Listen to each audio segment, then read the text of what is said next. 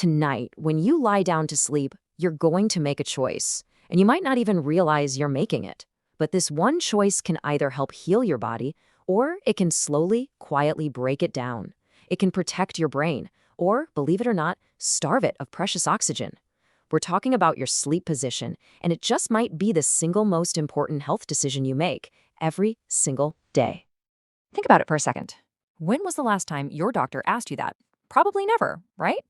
It's so strange, because according to a massive study from the National Institute on Aging, the answer to this one simple question could be quietly shaping your risk for some of the biggest health challenges we face as we get older. Okay, let's dive into this. That study I mentioned, it tracked over 14,000 adults, and what it found is, well, it's pretty shocking. The wrong sleep position can increase your risk of a heart attack by a staggering 43%. Let that sink in. We spend about a third of our lives asleep. That's nearly 3,000 hours a year. And for so many of us, those hours are spent putting a slow, steady strain on our most vital organ. And it's not just your heart. The very same study linked poor sleep posture to a 51% faster rate of cognitive decline. So why is that? Well, it turns out the position you sleep in directly affects your brain's amazing ability to clean itself out at night, to flush out the toxic proteins that are linked to dementia. The stakes here, they honestly couldn't be any higher. So, let's start with the problem. We're going to look at the 3 worst offenders, the common sleep positions that many of us curl up in every single night without having a clue about the damage they might be doing. First up, we have the stomach sleeper. What this slide shows is just the sheer scale of the issue. A recent analysis found that if you sleep on your stomach, you increase the strain on your neck, your cervical spine, by 230% compared to sleeping on your back. Think about what's happening.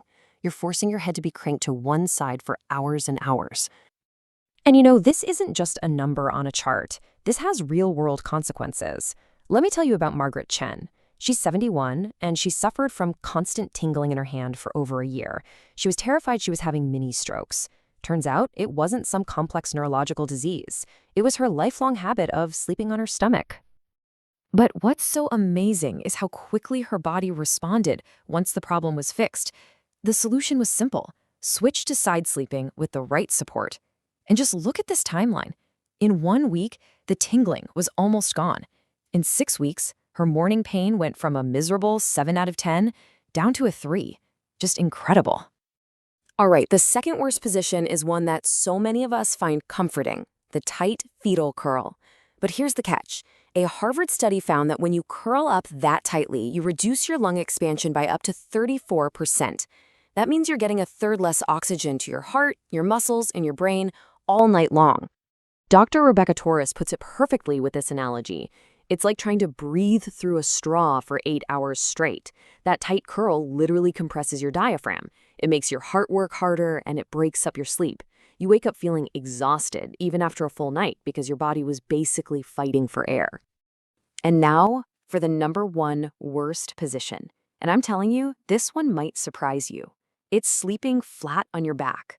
For years, a lot of us were told this was the ideal way to sleep, but recent data from the Cleveland Clinic is a complete game changer. For older adults, sleeping flat on your back can increase sleep apnea episodes by an unbelievable 89%. Untreated sleep apnea is incredibly dangerous. It can increase your stroke risk by 300%. But the emotional toll, that's immense too. This quote from the wife of a 74-year-old named William Foster. It just says it all. She used to lie awake at night listening to her husband gasp for air, absolutely terrified. William's doctor immediately put him on what's called positional therapy, which really just meant elevating his head. And the results? Wow. They were astounding. His blood pressure dropped significantly, and within 5 months, his cardiologist was actually able to reduce his blood pressure medication. That's the power of a simple change in position. Okay, we've seen the harm. That's the bad news. But now for the good news, I promise. Let's pivot and talk about the 3 positions that don't just avoid damage, they can actually actively heal your body while you sleep. Just look at the massive difference here. A Stanford clinical trial looked at adults with chronic back pain. The ones who switched to supported side sleeping saw a 73% reduction in morning pain. And the control group? They only saw an 11% improvement. It's not even close. The secret is all about keeping your hips and spine perfectly aligned. So how do you do it? It's actually pretty simple. The real key, the game changer, is that firm pillow between your knees. That's what stops your top leg from falling forward and twisting your lower back all night. And that little bonus tip? Sleeping on your left side is amazing for anyone with acid reflux. The shape of your stomach means gravity literally helps keep acid down. Now, our second best position. This one directly fights the dangers of sleeping flat on your back that we just talked about. A Mayo Clinic study found that just by elevating your head 15 to 30 degrees, you can reduce apnea events by 47%. It's such a simple fix that uses gravity for you, not against you, keeping your airway open. Now, how you elevate is absolutely key. Please do not just stack a bunch of regular pillows. They'll just flatten out overnight and give you a sore neck. A foam wedge pillow is designed to give you that consistent, stable support. And adding that little pillow under your knees, that just takes all the pressure off your lower back. It feels amazing. And that brings us to number 1, the holy grail of sleep positions. The one that Harvard researchers, in a huge review, called, well, you can see it right there, the single most protective sleep position for aging adults. It basically combines all the benefits of everything we've talked about into one perfect solution. This is where it all comes together. I want you to meet Dorothy. She's 79, and for years, she had to sleep in a recliner because of her severe heartburn and shortness of breath. This position, the 45-degree side recline, got her back into her own bed. And look at this transformation. Her heartburn was gone in 3 days, and get this, she started dreaming again, something she hadn't done in years. So this is it. This is what many experts call the recovery position. It keeps your airway open, it helps your brain drain toxins, it reduces acid reflux, and it takes pressure off your heart, all at the same time. I know, it looks like a lot of pillows, but I promise each one serves a very specific purpose to perfectly align and support your body. Whew! Okay, we have covered a ton of information, and I know it might feel like a lot to change. But here is the one thing I really need you to understand. You are not powerless here. It is never too late to give your body what it needs to heal itself.